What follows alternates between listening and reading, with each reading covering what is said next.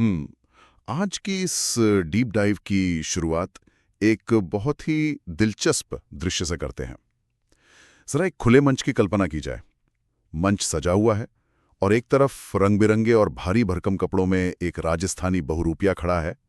वो हर पल अपना भेष बदल रहा है, मतलब कभी साधु बन रहा है तो कभी राजा।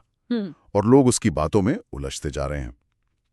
अब इसी मंच के दूसरे कोने पर ध्यान ले जाते हैं और समय के पहिए को थोड़ा पीछे घुमाते हैं। साल 1904 के आसपास, राइट? हाँ, बिल्कुल सही, साल 1904 के आसपास। वहां एक बंद कमरे में एक महिला बैठी है। वो समाज की नजरों से बचने के लिए घूंघट में है, लेकिन उसके हाथ में एक कलम है। और वो कोई आम कलम नहीं है। हाँ, वो अपने असली नाम से नहीं बल्कि एक छद्म नाम यानी एक फेक नाम के सहारे समाज के सबसे ताकतवर और सम्मानित लोगों की बखिया उधेड़ रही है। अब पहली नजर में देखा जाए तो इस खुले मंच के कलाकार और इस बंद कमरे की लेखिका के बीच कोई समानता नहीं दिखती। सही बात है। एक लोक कला का हिस्सा है और दूसरी आधुनिक साहित्य की नींव रख रही है। लेकिन आज हम यही समझने वाले हैं। हमारे पास शोध पत्रिका सतराची के पन्नों से लेकर सिंगरौली मिरर की समाचार रिपोर्टों तक का एक पूरा पुलिंदा है। और आज का हमारा मिशन ये समझना है कि भारतीय कला रूपों ने, चाहे वो सदियों पुराना राजस्थानी लोक रंगमंच हो, आधुनिक नाटक हो या हिंदी की सबसे पहली कहानियां हों, किस तरह हमेशा समाज के लालच, पाखंड और शोषण को उजागर किया है। और यहाँ जो सबसे रोचक बात है वो ये है कि कला को हम अक्सर सिर्फ टाइम पास या मनोरंजन का साधन मान लेते हैं। बिल्कुल। लेकिन इन ऐतिहासिक दस्तावेजों से जो बात उभर कर आती है वो ये है कि कला एक धारदार सामाजिक और मनोवैज्ञानिक टूल रही है। मनोवैज्ञानिक टूल मतलब जब किसी सच को सीधे तौर पर कहने पर पाबंदियां हो ना, या वो सच इतना कड़वा हो कि समाज उससे सीधे पचा ही ना पाए, तब व्यंग्य, रूपक और लोक कथाओं का सहारा लिया जाता है। इसे एक तरह से चाशनी में लपेटकर परोसा जाता है। क्या बात है। इसी बात को आधार बनाकर चलिए चर्चा की शुरुआत राजस्थान की समृद्ध लोक कलाओं से करते हैं। इन दस्तावेजों में पाबूजी की फड़ का बहुत ही विस्तार से जिक्र है। हाँ, पाबूजी की फड़ बहुत ही अद्भुत कला है ये। जो लोग इसके बारे में नहीं जानते उनके लिए बता दूं कि यह है एक बहुत बड़ा कपड़े का कैनवास होता है, मतलब लगभग 30 फीट लंबा और 5 फीट चौड़ा। बाप रे, इतना बड़ा! हाँ, इस पर लोक देस्ता पाबूजी के जीवन के बारीक चित्र होते हैं और भोपा जाति के लोग वाद्य यंत्रों के साथ गाकर इसे सुनाते हैं। अगर मैं इसे आज की भाषा में समझने की कोशिश करूं तो ये तो एक तरह का बहुत ही विशाल और शानदार मल्टीमीडिया प्रेजेंटेशन लगता है। हाँ, मल्टीमीडिया प्रेजेंटेशन। और क्या, जहां चित्र, रंग और संगीत ये सब मिलकर एक कहानी को दिमाग में उतार देते हैं। ये मल्टीमीडिया वाला नजरिया इस कला को समझने के लिए एकदम सटीक है। मतलब ये सिर्फ एक पेंटिंग नहीं है, ये एक चलता फिरता सिनेमा है। और इसके पीछे का विज्ञान बहुत गहरा है। मैं बताती हूँ कैसे। जब भोपा और भोपी इस फड़ के सामने खड़े होकर जंतर या रावण हत्ता जैसे वाद्य यंत्र बजाते हैं। रावण हत्ता? हाँ, रावण हत्ता आधे कटे हुए नारियल की कटोरी और बकरे की खाल से बना एक बहुत ही प्राचीन वाद्य यंत्र है। इसकी ध्वनि बहुत ही सम्मोहक होती है। अच्छा। तो जब रात के अंधेरे में दिए की रोशनी में फड़ के चित्र चमकते हैं और रावण हत्ते की धुन बजती है, तो दर्शकों का जो तार्किक दिमाग है ना, जो लॉजिक लगाता है, वो शांत हो जाता है। मतलब लोग एक तरह की ट्रांस में चले जाते हैं। बिल्कुल, वो सम्मोहन में चले जाते हैं। और यही वो पल होता है जब लोक कलाकार समाज की नैतिकता, लालच या पाखंड से जुड़े कड़वे संदेश उनके अवचेतन मन यानी सबकॉन्शियस में डाल देते हैं। वाह, मतलब वो सिर्फ एक कहानी नहीं बल्कि सामूहिक मनोविज्ञान को साधने का एक तरीका था। एकदम सही। और सिर्फ पाबूजी की फड़ ही नहीं, हमारे स्रोत भवाई नाटकों का भी जिक्र करते हैं, जैसे जसमा ओडन, और बहुरूपियों का भी, जैसे जानकी लाल नाम के मशहूर बहुरूपिये। ओहो, जानकी लाल! वो तो भेस बदलने में इतने माहिर थे कि लोग सच में धोखा खा जाते थे। और यही पारंपरिक कला का जादू आज के आधुनिक नाटकों में भी जिंदा है। मेरे सामने सिंगरौली मिरर की एक रिपोर्ट है। इसमें एनटीपीसी सिंगरौली में मंचित हुए एक नाटक किस्सा दुलारी बाई का जिक्र है। मणि मधुकर द्वारा लिखित और रोजी मिश्रा द्वारा निर्देशित। हाँ, इसकी कहानी सच में बहुत मजेदार है। किस्सा दुलारी बाई का लोक नाट्य शैली का एक बहुत ही बेहतरीन आधुनिक प्रयोग है। मणि मधुकर ने बड़ी ही चालाकी से बहुरूपिये की कला को इस नाटक की केंद्र में रखा है। बिल्कुल, दुलारी बाई का जो किरदार है वो एक ऐसी महिला का है जो लालच और कंजूसी की सारी हदें पार कर चुकी है। हदें पार मतलब भयंकर कंजूस। हाँ, उसका धन के प्रति मोह इतना ज्यादा है कि वो इस डर से शादी तक नहीं करती कि कहीं उसका पति उसकी संपत्ति न हड़प ले। और फिर कहानी में एंट्री होती है कल्लू भांड की। कल्लू भांड। कल्लू एक बहुरूपिया है।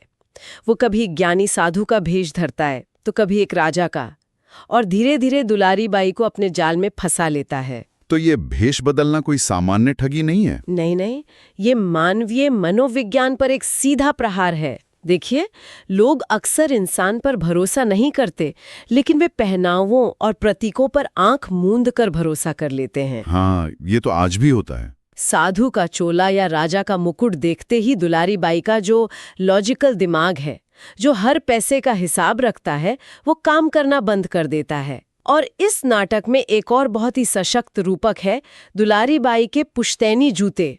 वो पुश्तैनी जूतों वाला हिस्सा मुझे बहुत प्रतीकात्मक लगा। हाँ, साधु के भेष में कल्लू से समझाता है कि उसके जीवन की सारी परेशानियों की जड़ ये पुराने घिसे पिटे जूते हैं। बिल्कुल। ये ऐसा है जैसे वो जूते असल में जूते नहीं हैं। वो सड़ी गली परंपराएं, पुराने मानसिकता और लालच का बोझ हैं, जिन्हें समाज एक विरासत के नाम पर ढोता रहता है, भले ही वे जूते उनके पैरों को लहूलुहान कर रहे हों। बहुत ही गहरी बात कही आपने। और इस नाटक का चरम बिंदु तब आता है जब कल्लू भांड से धोखे से शादी होने के बाद दुलारी बाई को एक वरदान मिलता है। वरदान? कैसा वरदान?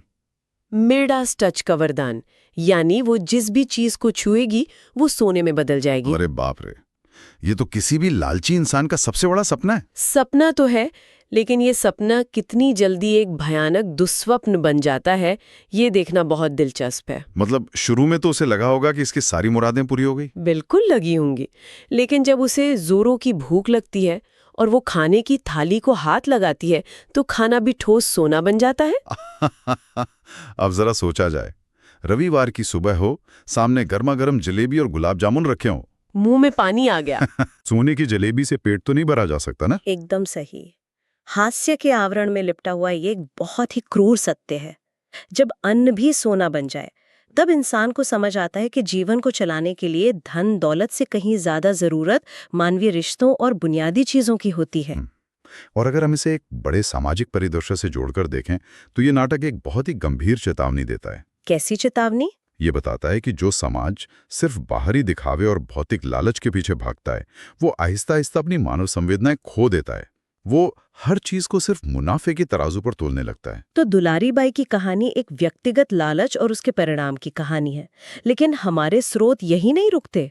हाँ, वो आगे बढ़ते हैं। अगर हम व्यक्तिगत स्तर से उठकर सत्ता और समाज के स्तर पर होने वाले संस्थागत शोषण की तरफ मुड़ें तो तस्वीर और भी गहरी हो जाती है।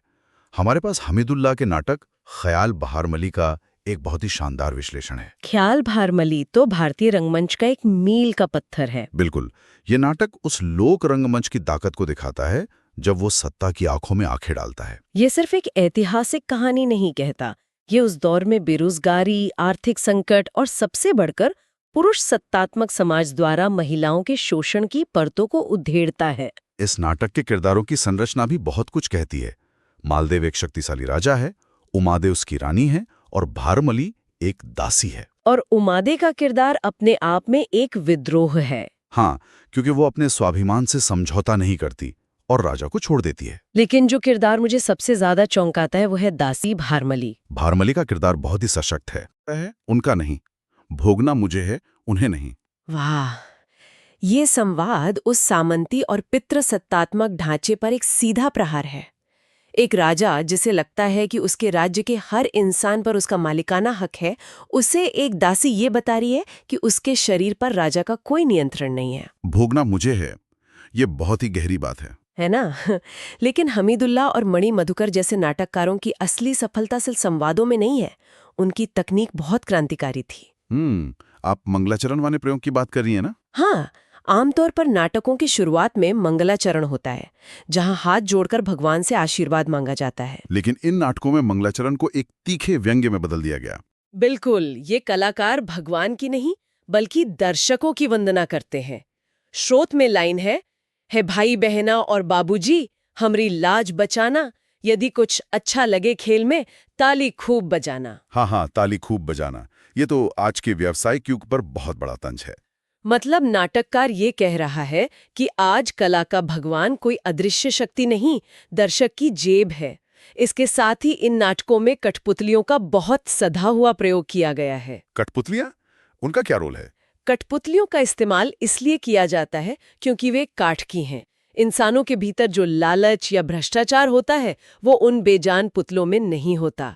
वे पुतले इंसानों से ज्यादा सच्चे हैं। अच्छा रुको एक सेकंड, यहाँ मैं थोड़ा इंटरप्ट करना चाहूंगा और एक सवाल उठाना चाहूंगा। हाँ पूछिए। ये सब सुनने में बहुत काव्यात्मक लगता है। कठपुतलियां, भोपा भोपी, ये सब उस दौर के लिए बहुत प्रभावी रहे होंगे। लेकिन चलिए आज की बात करते हैं। आज हम डिजिटल युग में जी रहे हैं। लोगों का जो अटेंशन स्पैन है, यानी ध्यान केंद्रित करने की क्षमता, बस कुछ सेकंड्स की रह गई है। लोग एक स्क्रीन पर रील देखते हैं और पलक झपकते ही स्वाइप कर देते हैं। सही बात है। तो क्या इतने अधीर दर्शकों पर कठपुतलियों जैसी पुरानी तकनीकें सच में कोई मनोवैज्ञानिक प्रभाव डाल पाती हैं? क्या ये तरीका अब आउटडेटेड नहीं हो गया है? ये एक बहुत ही प्रासंगिक और तीखा सवाल है। सदा पर देखने में हमें लग सकता है कि डिजिटल युग का दर्शक नहीं जुड़ेगा, लेकिन मानव मस्तिष्क के काम करने का तरीका सदियों में नहीं बदला है। मतलब जब कोई सीधे तौर पर उपदेश देता है ना, चाहे वो रील में हो या मंच पर, तो हमारा दिमाग तुरंत एक रक्षात्मक दीवार खड़ी कर लेता है, एक डिफेंस मैकेनिज्म। हाँ, ये तो है। कोई भी बोरिंग लेक्चर नहीं सुनना चाहता। एग्जैक्टली। और यहीं पर नाटकों की स्वप्न शैली या ड्रीम सीक्वेंस और हास्य का काम शुरू होता है। दुलारी बाई नाटक में ननकू मोची का किरदार है जो शेरो शायरी के जरिए गंभीर बात कहता है। अच्छा। जब मंच पर कठपुतली कुछ कहती है या कोई बहुरूपिया मजाक में व्यंग कसता है तो दर्शक हंसता है। हंसते ही वो अपनी रक्षात्मक दीवार गिरा देता है और संदेश सीधे उसके सबकॉन्शियस में उतर जाता है। ये बात तो लॉजिकल है। इंसान हमेशा कहानी और दृश्यों से बंधता है। बिल्कुल। तो ये तो हुई रंगमंच और काल्पनिक किरदारों की बात। नाटकों में उमादे और भारमली जैसी महिलाओं ने अपनी आज़ादी के लिए आवाज़ उठाई। लेकिन मेरे मन में सवाल आ रहा है कि क्या साहित्य और कला की ये बगावत कभी पन्नों से बाहर निकलकर असली जीवन में आई? क्या बात है, बहुत सही सवाल। क्या सच में किसी ने वास्तविक दुनिया में इस तरह का विद्रोह किया था? और इसका जवाब हमारे स्रोतों में ही छिपा है। राजेंद्र बालाघोष, जिन्हें साहित्य जगत बंग महिला के नाम से जानता है। हाँ, राजेंद्र बालाघोष की कहानी किसी रोमांचक फिल्म से कम नहीं है। 1882 में जन्मी, जिनका बचपन मिर्जापुर और वाराणसी की गलियों में बीता। वे हिंदी नव जागरण की एक ऐसी नायिका थी जिन्हें सही मायनों में पहली छापामार या गुरिल्ला लेखिका कहा जा सकता है। गुरिल्ला लेखिका? बिल्कुल। उन्होंने 1900 के दशक की शुरुआत में उस पुरुष सत्तात्मक समाज की नींव हिला दी थी जहां महिलाओं का साक्षर होना ही बहुत बड़ी बात थी। 1907 में सरस्वती पत्रिका में उनकी एक कहानी छपी थी, दुलाई वाली।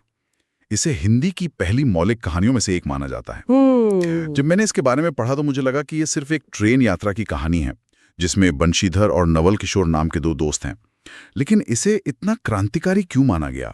एक साधारण सी हास्य कहानी में ऐसा क्या था? क्योंकि वो सिर्फ एक हास्य कहानी नहीं थी। दुलाई वाली में बंग महिला ने उस समय के यथार्थ को बहुत चतुराई से पिरोया था। नवल किशोर एक औरत का भेष धरकर दुलाई ओढ़कर अपने ही दोस्त को चकमा देता है। अच्छा, भेष बदल के? हाँ, और इस हास्य के पीछे उन्होंने पर्दा प्रथा की विडंबना को उजागर किया। इसके अलावा रेल यात्रा उस समय भारत के लिए एक नई आधुनिकता का प्रतीक थी और कहानी में स्वदेशी आंदोलन के बहुत ही मजबूत संदर्भ हैं। बिना कोई राजनीतिक नारा लगाए। बिल्कुल, एक आम भारतीय के मन में चल रहे राष्ट्रीय विचारों को एक साधारण सी बातचीत के जरिए प्रस्तुत कर दिया। लेकिन बंग महिला का दायरा सिर्फ कहानियों तक सीमित नहीं था। उनकी वैचारिक लड़ाई बहुत मुखर थी।